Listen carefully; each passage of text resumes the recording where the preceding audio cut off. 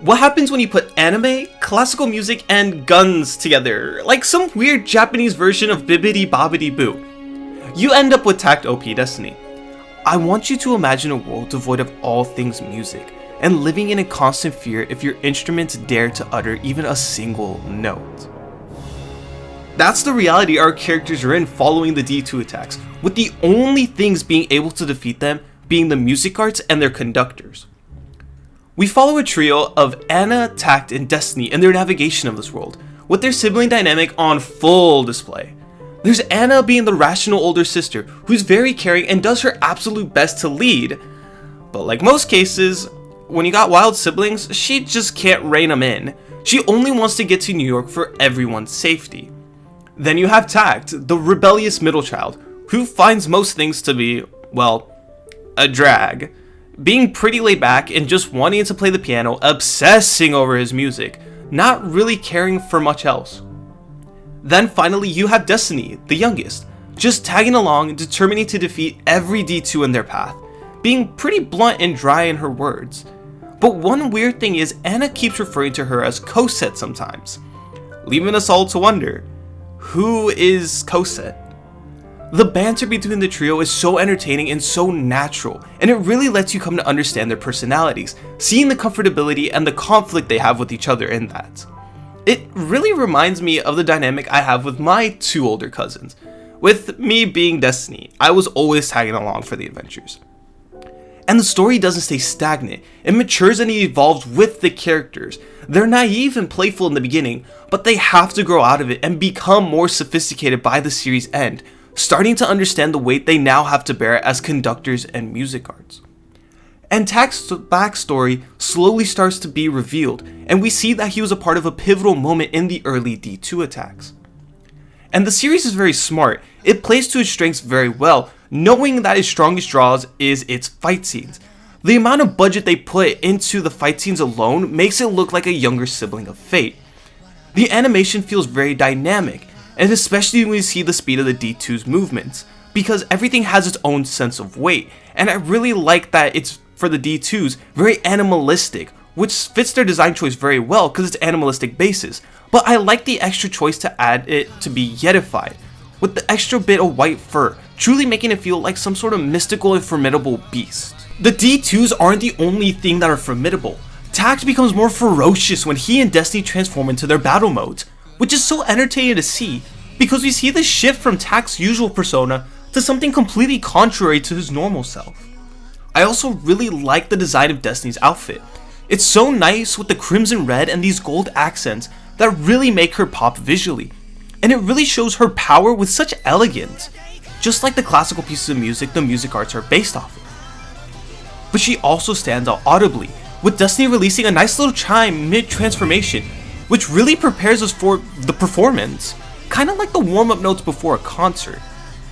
And the series brings such a nice change to how scores are used in battle, because you have these classical pieces of music, but it feels as if the whole fight was written around that piece of music, and it melds so nice and naturally, and it really helps to pump you up in a way that typical music seems to differ from.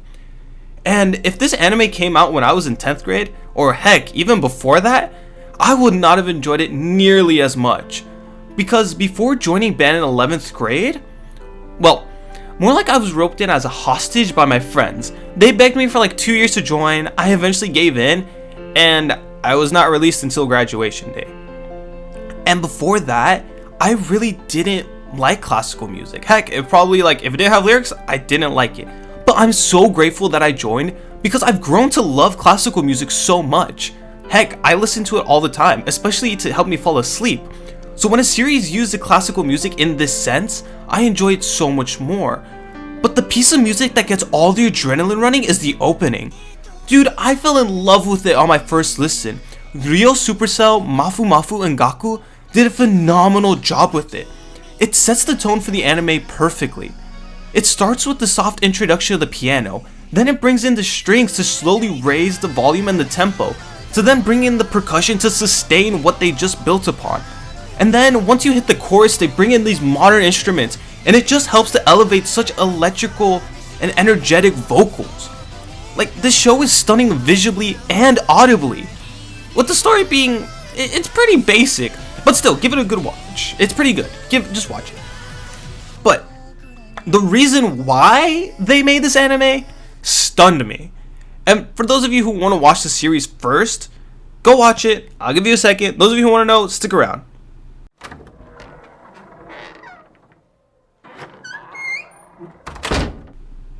Alright, are they gone?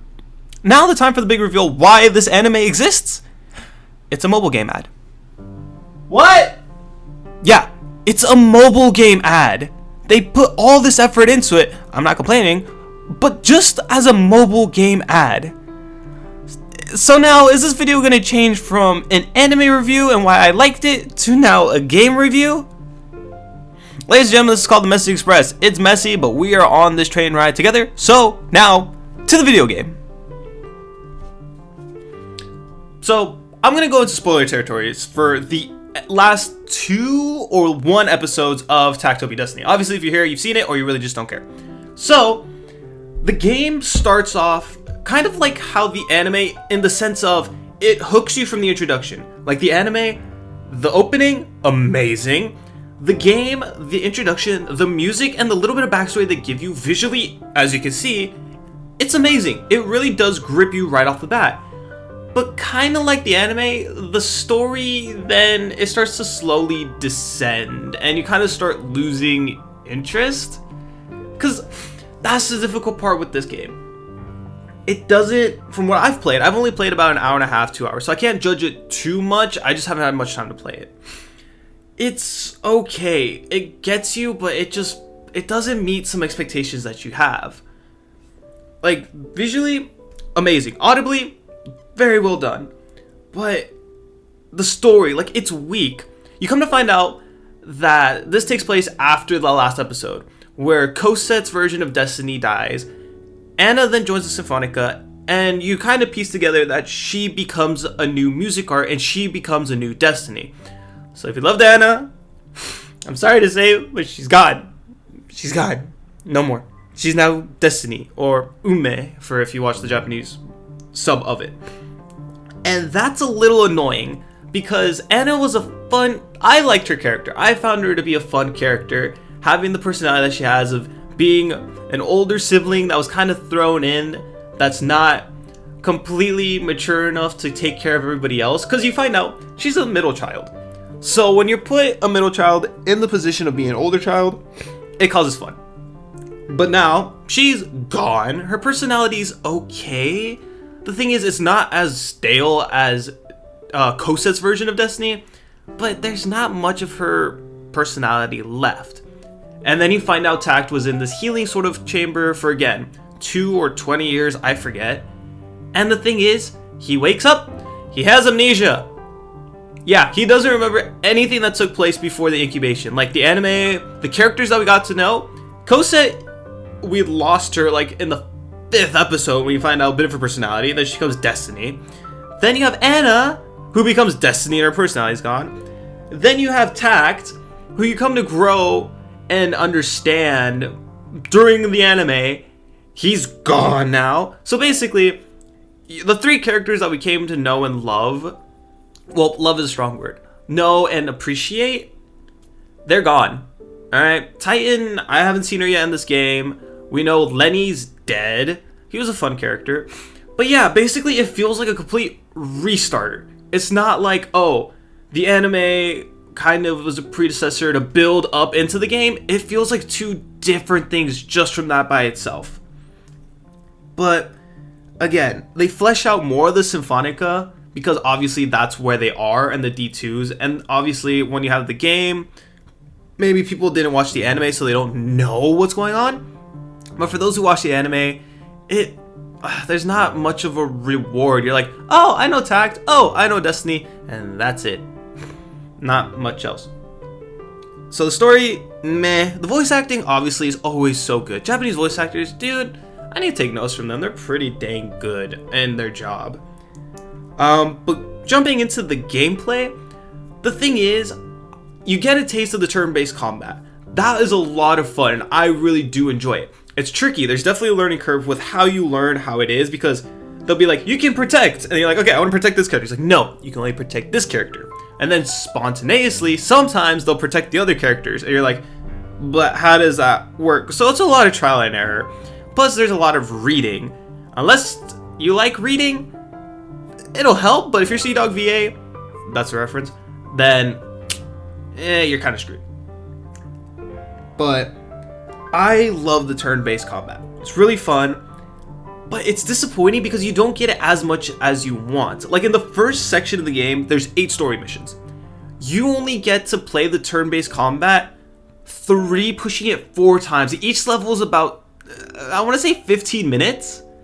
Most of the time, you're in this little tiny chibi form, running around, interacting with other music arts, and even in the midst of a battle where you're like, okay, there should be turn-based combat, you talk to them, and then they're like, we won! And then that's it. You're like, but I wanted to play the game. That's why I got the game. So that was a bit disappointing for me. Again, I wish there was more from that. But one thing that does help it to redeem itself, the gacha system, it's fun. Of course, every game that has a gacha, you're just like, without going to Las Vegas, I'm gonna become a gambler and have some gambling addiction. Ask anybody that plays Fate Go, whoo, yeah, you're gonna sink money. It's a lot of fun because, of course, it's based off of classical pieces of music. So when you gotta summon them, you gotta play a little piano, and if you just press one note, it'll do it regardless. But if you kind of want to mess around and try to play some music, it lets you, which I think is actually pretty cute. And I played around with it for some time, being like, how long can I keep this going? And it lasted for a pretty long time. And I really like how the music arts look, because when you summon them, their music that they're supposed to be based off of is in the background, and each time a new character pops up, you're like, okay, I can see that, I can understand that. Like the Nutcracker, she looks like someone from the Nutcracker play. Canon and D, it does seem like something from a ball, because Canon and D, one of my favorite pieces of music, it does feel like that. And then the one I got the biggest laugh out of was, I forget her name, I'll throw it on screen now. She's literally the graduation walk. You know that one where it goes da da da da da da. I'm being over exaggerated because oh my gosh, the amount of times we had to hear that. It's so funny because she's kind of like in a school outfit. I'm like, alright, that's cheeky, that's fun. But for me, it's gonna be even more fun to keep summoning these music arts and finding what piece of music they're based off of to add to my playlist. Like that was the funnest part out of all of it. It's like, yes, you have cute music arts, but now I gotta find these classical pieces of music? Alright, I'll take that. So, overall, how would I rank the game? Would I recommend it? Only if you have a niche for this franchise in classical music. If you're just looking for a good turn-based combat with story, I'd recommend something else. This one's only if you really like the franchise. So, in ranking the anime and the game together, I'd have to give them about maybe a 6 out of 10. Honestly, because the anime, the opening, that's what got me. The video game, the turn-based combat, and the classical music, that's what I really liked right off the bat. Everything else, just, I don't know. It hasn't grown on me. Will I keep playing the game? Maybe for a little bit while longer, but I don't see this as one of those mainstay games that you have on your phone that you sink hours upon hours, heck, even days of total time into. This is just like, it was a cool game, and I enjoyed it. Well, ladies and gentlemen, that concludes this trip. You arrived at your destination, and thank you for once again riding the Messy Express.